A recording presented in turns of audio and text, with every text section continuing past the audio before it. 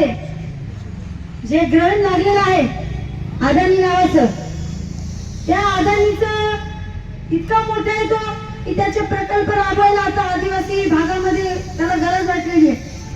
पण आपण हा संघर्षाचा लढा लढत असताना आमचे सहकारी, आपल्या सर्वांचे सहकारी सुरेश भाऊ वाजगे आपल्या या संघर्षामध्ये आज आपल्यासाठी उपोषणाला बसलेले आहेत.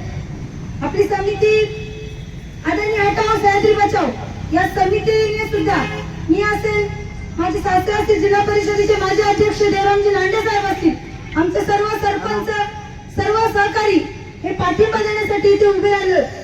मी काही घरामध्ये दुःखद निधन झालं असल्या कारणाने आम्हाला यायला थोडासा वेळ झाला, पण मी सांगेल काही आपल्या पश्चिम भागामध्ये, पश्चिम आदिवासी भाग जुन्नर तालुक्याचा, की ते पर्यटन तालुका म्हणून ओळखला जातो आपला तालुका, आणि ते फक्त आपल्या पश्चिम भागामुळे.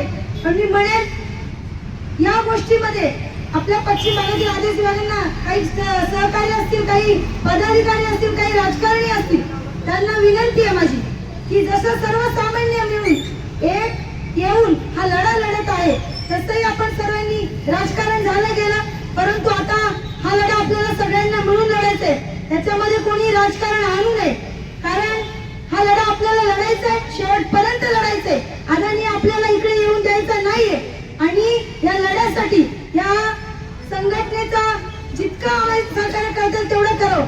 मुळात म्हणजे तिथे आता सुरेश भाऊने आपल्या भागासाठी योगदान नोंदवलेलं आहे. कोणाला वाटलं कलेक्टर कचेरीला मोर्चा काढावा, तिकडे सुद्धा काढू शकतात. आपल्या आजनाळ्याला तिकडे शेतकरी बांधव आपले उपोषणाला बसतील, त्यांना सुद्धा आमचा पाठिंबा असेल. कोणाला वाटतं आपल्या तालुक्यामध्ये मोर्चा काढावा, सर्वांनी आपापल्या परीने जितका या संघर्षामध्ये सहभाग घेता येईल तेवढा द्यायचा आहे. कारण आपल्याला आपला पश्चिम भागच नाही तर आपला संपूर्ण तालुका वाचवायचा आहे. आपल्या जुन्नर तालुक्याचे माजी आमदार साहेब अतुलदादा बेनके साहेब सुद्धा इथे येऊन गेले. प्रामाणिकपणे सुद्धा त्यांनी आपल्या आदिवासी भागाची सेवा केली, जुन्नर तालुक्याची सेवा केली. ते सुद्धा येऊन गेले, त्यांनी सुद्धा पाठिंबा दर्शवला. आणि नक्कीच आम्हा सर्व सहकाऱ्यांकडून संपूर्ण जुन्नर तालुक्याकडून आपल्या सुरेश भाऊ वाजगेंना आमचा पाठिंबा आहे, आणि त्यांच्या लढ्यामध्ये आम्ही सर्व जुन्नर तालुका त्यांच्या सोबत आहोत. एवढंच बोलते आणि थांबते.